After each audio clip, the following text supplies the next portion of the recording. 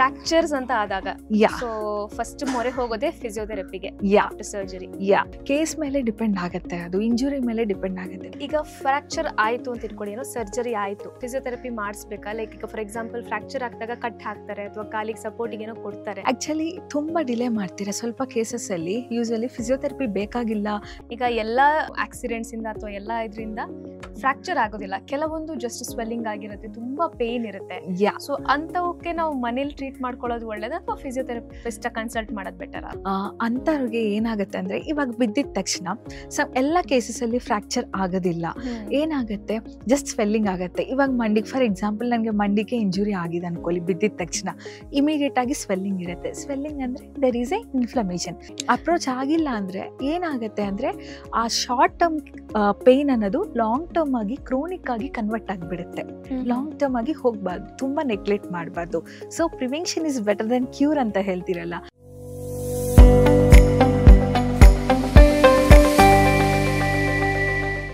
Fractures ಅಂತ ಆದಾಗ yeah so first ಮೊರೆ ಹೋಗೋದೇ ಫಿಸಿಯೋಥೆರಪಿಗೆ ಯಾ ಆಫ್ಟರ್ ಸರ್ಜರಿ. ಯಾ ಸೊ ಯಾವ ರೀತಿ ಫ್ರಾಕ್ಚರ್ ಗಳಿಗೆ ಯಾವ ತರ ಫಿಸಿಯೋಥೆರಪಿ? ನಾವು ಯಾವ ರೀತಿ ಫ್ರಾಕ್ಚರ್ಗಳಿಗೆ ಅಂದರೆ ಫಾರ್ ಎಕ್ಸಾಂಪಲ್ ಕೇಸ್ ಮೇಲೆ ಡಿಪೆಂಡ್ ಆಗುತ್ತೆ, ಅದು ಇಂಜುರಿ ಮೇಲೆ ಡಿಪೆಂಡ್ ಆಗುತ್ತೆ. ಫಾರ್ ಎಕ್ಸಾಂಪಲ್ ಇವಾಗ ನಾನೇ ಗಾಡಿ ಮೇಲೆಯಿಂದ ಹೋಗ್ತಾ ಇದ್ದೀನಿ ಅನ್ಕೊಳ್ಳಿ, ನಾನು ಬಿದ್ದಿದ್ದೀನಿ ಕೆಳಗಡೆ. ಬಿದ್ದ ತಕ್ಷಣ ನನಗೆ ಎಲ್ಬೋ ಹತ್ರ ಏಟಾಗಿದೆ. ಫಾರ್ ಎಕ್ಸಾಂಪಲ್ ನನಗೆ ಒಂದು ರೇಡಿಯಲ್ ಹೆಡ್ ಫ್ರ್ಯಾಕ್ಚರ್ ಆಗಿದೆ. ಅದಕ್ಕೆ ನಾನು ಒಂದು ಟ್ರೀಟ್ಮೆಂಟ್ ಪ್ಲಾನ್ ಪ್ರೋಟೋಕಾಲ್ ಸೆಟ್ ಮಾಡ್ಕೊತೀನಿ. ಎಕ್ಸ್ರೇ MRI ಚೆಕ್ ಮಾಡಿದ ಮೇಲೆ ಇಷ್ಟು ದಿನ ನಾನು ಟ್ರೀಟ್ ಮಾಡಬೇಕು, ಇಷ್ಟು ದಿನ ಲೈಕ್ ರಿಹ್ಯಾಬ್ ಮಾಡಬೇಕು ಅಂತ ಇರುತ್ತೆ. ಸೊ ನಾನು ಏನು ಮಾಡ್ತೀನಿ ಅಂದರೆ ಸ್ವಲ್ಪ ಕೇಸಸ್ಗೆ ಯೂಸ್ವಲಿ ಆಫ್ಟರ್ ಸರ್ಜರಿ ಅಂದರೆ ಲೈಕ್ ಪೋಸ್ಟ್ ರಿಹ್ಯಾಬ್ ಬೇಕು. ಸ್ವಲ್ಪ ಜನಕ್ಕೆ ಪೋಸ್ಟ್ ರಿಹ್ಯಾಬ್ ಬೇಕಾಗಿಲ್ಲ, ಲೈಕ್ ಪ್ರೀ ರಿಹ್ಯಾಬ್. ಎಲ್ಲರಿಗೂ ಫ್ರಾಕ್ಚರ್ಸ್ ಆಗೋದಿಲ್ಲ ಅಲ್ಲ ಇಮಿಡಿಯೇಟ್ ಆಗಿ. ಸೊ ಅದ್ರ ಡಿಪೆಂಡ್ ಆಗಿ ನಾವು ಟ್ರೀಟ್ ಮಾಡ್ತೀವಿ. ಫೈನ್. ಈಗ ಫ್ರಾಕ್ಚರ್ ಆಯ್ತು ಅಂತ ಇಟ್ಕೊಳ್ಳಿ, ಏನೋ ಸರ್ಜರಿ ಆಯ್ತು, ಸೊ ಆಗಿ ಇಮಿಡಿಯೇಟ್ ಇದು ಏನು ಫಿಸಿಯೋಥೆರಪಿ ಮಾಡಿಸ್ಬೇಕಾ? ಲೈಕ್ ಈಗ ಫಾರ್ ಎಕ್ಸಾಂಪಲ್ ಫ್ರಾಕ್ಚರ್ ಆಗ್ದಾಗ ಕಟ್ ಹಾಕ್ತಾರೆ ಅಥವಾ ಕಾಲಿಗೆ ಸಪೋರ್ಟಿಗೆ ಏನೋ ಕೊಡ್ತಾರೆ. ಸೊ 15-20 ಡೇಸ್ ನಮ್ಮ ಕೈ ಹಿಂಗೆ ಇರುತ್ತೆ, ಮೊಬಿಲಿಟಿ ಇರೋದಿಲ್ಲ. ಸೊ ಯಾವ ಟೈಮ್ ಅಲ್ಲಿ ಅವ್ರು ಫಿಸಿಯೋಥೆರಪಿ ಮೊರೆ ಹೋಗ್ಬೇಕು? ಆಕ್ಚುಲಿ ತುಂಬಾ ಡಿಲೇ ಮಾಡ್ತೀರಾ ಸ್ವಲ್ಪ ಕೇಸಸ್ ಅಲ್ಲಿ. ಯೂಶಲಿ ಫಿಸಿಯೋಥೆರಪಿ ಬೇಕಾಗಿಲ್ಲ, ನಮ್ಮ ಕೈ ಆಟೋಮೆಟಿಕ್ ಆಗಿ ಬರುತ್ತೆ ಅಂತ. ಇಷ್ಟು ದಿನ ಫ್ರಾಕ್ಚರ್ ಆದ್ಮೇಲೆ POP ಹಾಕಿ ಸ್ಪ್ಲಿಂಟ್ಸ್ ಹಾಕಿ ಇಷ್ಟು ದಿನ ಅಂತ ಅವರು ವಿತೌಟ್ ಅಂದ್ರೆ ಲೈಕ್ ಮೊಬಿಲಿಟಿ ಇಲ್ಲದೆ ಹಿಂಗೆ ಇರ್ತಿರಲ್ಲ. ಏನಾಗುತ್ತೆ, ಟೈಟ್ನೆಸ್ ಫಾರ್ಮ್ ಆಗುತ್ತೆ, ಸ್ಟಿಫ್ನೆಸ್ ಜಾಸ್ತಿ ಆಗುತ್ತೆ, ಇನ್ಫ್ಲಮೇಷನ್ ಜಾಸ್ತಿ ಆಗುತ್ತೆ. ಸೊ ಹಾಗೆ ಇಟ್ಬಿಟ್ಟು ಲೈಕ್ ಇಮಿಡಿಯೇಟ್ ಆಗಿ ಅವ್ರಿಗೆ ಮೂವ್ಮೆಂಟ್ ಬರೋದಿಲ್ಲ, ಮೂವ್ಮೆಂಟ್ಸ್ ಮಾಡೋಕ್ಕೂ ಆಗೋದಿಲ್ಲ. ಸ್ವಲ್ಪ ಜನ ಏನು ಮಾಡ್ತೀರಿ ಅಂದರೆ ತುಂಬ ನೆಗ್ಲೆಕ್ಟ್ ಮಾಡಿ ಆಫ್ಟರ್ 3 months 4 months ಮಾಡ್ತಾರೆ. ಅಂಥದ್ದು ಕೇಸಸ್ಸಲ್ಲಿ ನಾವೇನು ಮಾಡೋಕ್ಕಾಗಲ್ಲ. 4 months ಆದಮೇಲೆ ಮೂವ್ಮೆಂಟ್ ಬೇಗ ಬರೋದಿಲ್ಲ. ಅದೇ ವಿತಿನ್ 15 to 20 days ಅಪ್ರೋಚ್ ಆದರೆ ಫಿಸಿಯೋಥೆರಪಿಸ್ಟ್ನ ನಾವು ರಿಹ್ಯಾಬ್ ಮಾಡಿಬಿಟ್ಟು again they can regain their mobility, they can regain their strength, daily activities ಮಾಡೋಕ್ಕೆ ಪಾಸಿಬಲ್ ಇರುತ್ತೆ. ಸರ್ಜರಿ ಅಂತೂ ಆ ಸರ್ಜರಿ ಕೇಸಸ್ಗೆ ಫಿಸಿಯೋಥೆರಪಿ ಅಲ್ಲ ಯೂಸ್ವಲಿ. ಫೈನ್.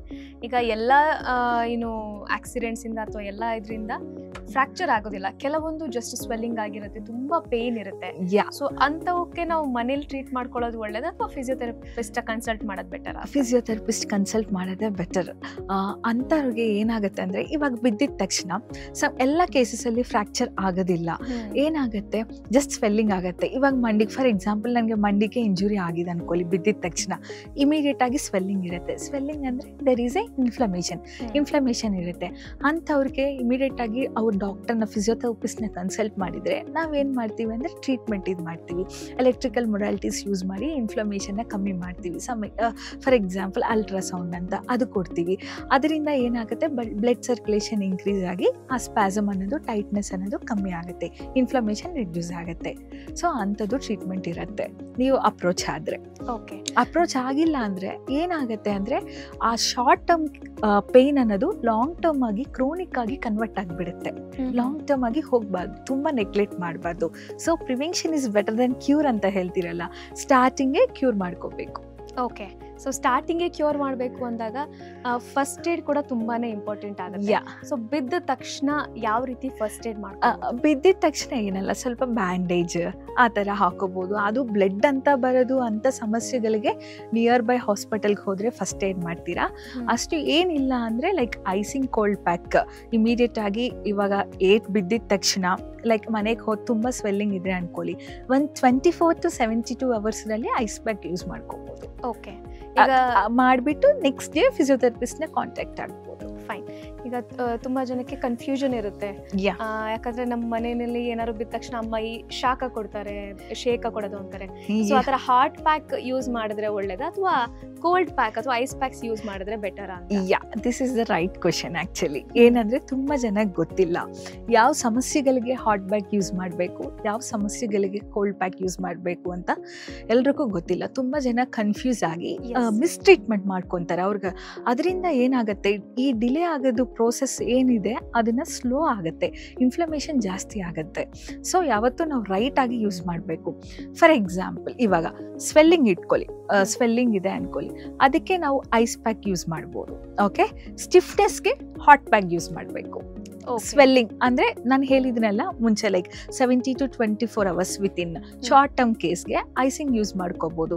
ಈ ಲಾಂಗ್ ಟರ್ಮ್ ಇಂಜುರೀಸ್ಗೆ ಲೈಕ್ ಲಿಗಮೆಂಟ್ಸ್ ಬ್ರೈನ್ ಜಾಸ್ತಿ ನೋವು, ಕ್ರೋನಿಕ್ ಪೇನ್ಸ್ ಇರುತ್ತೆ ಅಲ್ಲ, ಇದಕ್ಕೆ ನಾವು ಸ್ಟಿಫ್ನೆಸ್ಗೆ ಹಾಟ್ ಪ್ಯಾಕ್ ಯೂಸ್ ಮಾಡಬೇಕು. ಸ್ವೆಲ್ಲಿಂಗ್ ಹೊರತುಪಡಿಸಿ ಬೇರೆ ಈ ಜಾಯಿಂಟ್ಸ್ ಅಲ್ಲಿ ಪೇನ್ ಬರೋದು ಆ ತರದಕ್ಕೆಲ್ಲ ಹಾಟ್ ಪ್ಯಾಕ್ ಹೆಲ್ಪ್ ಆಗುತ್ತೆ. ಎಕ್ಸಾಕ್ಟ್ಲಿ, ಲಾಂಗ್ ಟರ್ಮ್ ಕೇಸಸ್ಗೆ ಸ್ಟಿಫ್ನೆಸ್ಗೆ ಮೇನ್ ಸ್ಟಿಫ್ನೆಸ್ಗೆ ಹಾಟ್ ಪ್ಯಾಕ್ ಯೂಸ್ ಆಗುತ್ತೆ. Cold cryo therapy means nothing but cold pack. ಈ ಕೋಲ್ಡ್ ಪ್ಯಾಕ್ ವಿತಿನ್ 70 to 24 ಅವರ್ಸ್ಗೆ ಕೋಲ್ಡ್ ಪ್ಯಾಕ್ ಯೂಸ್ ಆಗುತ್ತೆ. ಓಕೆ, ಈಗ ಕೆಲವೊಂದ್ಸಲ ಸ್ವೆಲ್ಲಿಂಗ್ ಆದಾಗ ಏನಾಗುತ್ತೆ, ಅದು ಸಣ್ಣ ಪುಟ್ಟ ನಾವು ಅಂದ್ರೆ ಮೈನರ್ ಸ್ವೆಲ್ಲಿಂಗ್ಸ್ ಏನಿರುತ್ತೆ, ಪೇನ್ ಕಮ್ಮಿ ಆಯ್ತು 2 days ಅಲ್ಲಿ ಅಂತ ನಾವು ಬಿಟ್ಬಿಡ್ತೀವಿ, ಬಟ್ ಸ್ವೆಲ್ಲಿಂಗ್ ಹಂಗೆ ಉಳ್ಕೊಂಡಿರುತ್ತಲ್ವಾ, ಅದನ್ನ ಯಾವ ತರ ನಾವು ಕ್ಯೂರ್ ಮಾಡ್ತೀವಿ? ಆ ಸ್ವೆಲ್ಲಿಂಗ್ ನಾನು ಹೇಳ್ತಾ ಇದ್ದೆ, ಡೈಲಿ ಐಸಿಂಗ್ ಕೊಟ್ಬಿಟ್ಟು ಫಿಸಿಯೋಥೆರಪಿಸ್ಟ್ ನ ಇದು ಮಾಡಿದ್ರೆ ನಾವು ಟ್ರೀಟ್ಮೆಂಟ್ ಪ್ರೋಟೋಕಾಲ್ ನ ಸೆಟ್ ಮಾಡ್ತೀವಿ. ಯಾವ ತರ ಮಾಡಬೇಕು, ಯಾವುದು ಜಾಸ್ತಿ ಓಡಾಡಬಾರ್ದು, ಅವರು ಸ್ವಲ್ಪ ರೆಸ್ಟಿಂಗ್ ಕೊಟ್ಬಿಟ್ಟು ರೆಸ್ಟ್ ಮಾಡಿಬಿಟ್ಟು ಐಸಿಂಗ್ ತಗೊಂಡ್ರೆ ಖಂಡಿತ ಪೇನ್ ಅನ್ನೋದು ಕಮ್ಮಿ ಆಗುತ್ತೆ, ಅವ್ರಿಗೆ ಇನ್ಫ್ಲಮೇಷನ್ ಕಮ್ಮಿ ಆಗುತ್ತೆ. ಅದನ್ನ ಜಾಸ್ತಿ ಮಾಡ್ಕೋಬಾರ್ದು, ಜಾಸ್ತಿ ಆದ್ರೆ ಏನಾಗುತ್ತೆ, ಸ್ಟಿಫ್ನೆಸ್ ಆಗುತ್ತೆ, ಸ್ಟಿಫ್ನೆಸ್ ಡೆವಲಪ್ ಆಗುತ್ತೆ, ಲಾಂಗ್ ಟರ್ಮ್ ಕೇಸಾಗಿ ಟರ್ಮಿನೇಟ್ ಆಗಿಬಿಡುತ್ತೆ ಅದು. ಓಕೆ, ನ್ಯೂರೋಗೆ ಸಂಬಂಧಪಟ್ಟಂತಹ ಯಾವ್ಯಾವ ಕಾಯಿಲೆಗಳಿಗೆ ಈ ಫಿಸಿಯೋಥೆರಪಿ ಮುಖಾಂತರ ನಾವು ಸೊಲ್ಯೂಷನ್ ಪಡ್ಕೋಬಹುದು? ಸ್ಟ್ರೋಕ್ ಕೇಸಸ್ಗೆ, ಪೆರಾಲಿಸಿಸ್ ಅಂದರೆ ಸ್ಟ್ರೋಕ್ ಇನ್ ದ ಸೆನ್ಸ್ ಪೆರಾಲಿಸಿಸ್ಗೆ ಅವ್ರಿಗೆ ಫಿಸಿಯೋಥೆರಪಿ ಇರುತ್ತೆ. ಪಾರ್ಕಿನ್ಸನ್ಸ್ ಡಿಸೀಸ್, ಇವಾಗ ಕಾಲದಲ್ಲಿ ಪಾರ್ಕಿನ್ಸನ್ಸ್ ಜಾಸ್ತಿ ಆಗ್ತಿದೆ, ಅದಕ್ಕೂ ಫಿಸಿಯೋಥೆರಪಿ ಇದೆ. ಡಿಮೆನ್ಷಿಯಾಗಿದೆ, ಆಲ್ಜಿಮಸ್ ಇದೆ, ಮೈಸ್ಥೀನಿಯಾ ಗ್ರೇವಿಸ್ ಇದಂತ ಲೈಕ್ ಇದೆಲ್ಲ ಈ ಸಮಸ್ಯೆಗಳಿಗೆ ನಾವು ಯೂಸ್ವಲಿ ಟ್ರೀಟ್ಮೆಂಟ್ ಇದೆ. ತುಂಬಾ ಜನಕ್ಕೆ ಗೊತ್ತಿಲ್ಲ ಆಕ್ಚುಲಿ ನ್ಯೂರೋ, ಯಾಕಂದ್ರೆ ಫಿಸಿಯೋಥೆರಪಿಸ್ಟ್ ಅಂದ್ರೆ ಜಸ್ಟ್ ಕೈ ಕಾಲು ಏಟ್ ಆದಾಗ ಕೊಡುವ ಟ್ರೀಟ್ಮೆಂಟ್ ಅನ್ಕೊಂಡಿರ್ತಾರೆ. ತುಂಬಾ ಜನಕ್ಕೆ ಗೊತ್ತಿಲ್ಲ. ಇದಕ್ಕಂತೂ myasthenia gravis like Parkinson's disease, dementia, ಇದಕ್ಕೂ ಫಿಸಿಯೋಥೆರಪಿ ಇದೆ, ಬೇಗ ಕ್ಯೂರ್ ಆಗುತ್ತೆ, ಹೆಲ್ಪ್ ಆಗುತ್ತೆ ಪೇಷಂಟ್ಗೆ. ಸೊ ನಾನು ಏನು ಸಜೆಷನ್ ಕೊಡ್ತಾ ಇದ್ದೀನಿ, ಡೋಂಟ್ ಡಿಲೇ ಮಾಡೋದು ಬೇಡ, ಇಮಿಡಿಯೇಟ್ ಆಗಿ ಫಿಸಿಯೋಥೆರಪಿಸ್ಟ್ನ ಕಾಂಟ್ಯಾಕ್ಟ್ ಮಾಡಿ. ಓಕೆ ಮ್ಯಾಮ್, ಸೊ ಇಷ್ಟೊತ್ತು ಫಿಸಿಯೋಥೆರಪಿ ಬಗ್ಗೆ, ನ್ಯೂರೋ ಫಿಸಿಯೋಥೆರಪಿ ಬಗ್ಗೆ ನಮ್ಮ ವೀಕ್ಷಕರಿಗೆ ಸಾಕಷ್ಟು ಮಾಹಿತಿನ ತಿಳಿಸಿಕೊಟ್ರಿ, ಧನ್ಯವಾದ. Thank you so much. Latest ಹಾಗೂ ಇಂಟ್ರೆಸ್ಟಿಂಗ್ ಸುದ್ದಿಗಳಿಗಾಗಿ ಬಾಸ್ ಟಿವಿ ಕನ್ನಡ ಚಾನೆಲ್ನ ಸಬ್ಸ್ಕ್ರೈಬ್ ಮಾಡಿ, ಹಾಗೆಯೇ ಬೆಲ್ ಐಕಾನ್ ಪ್ರೆಸ್ ಮಾಡಿ. ಇದರ ಜೊತೆಗೆ ಫೇಸ್ಬುಕ್, ಇನ್ಸ್ಟಾಗ್ರಾಮ್, ಎಕ್ಸ್ ನಲ್ಲೂ ಮಿಸ್ ಮಾಡದೆ ಫಾಲೋ ಮಾಡಿ.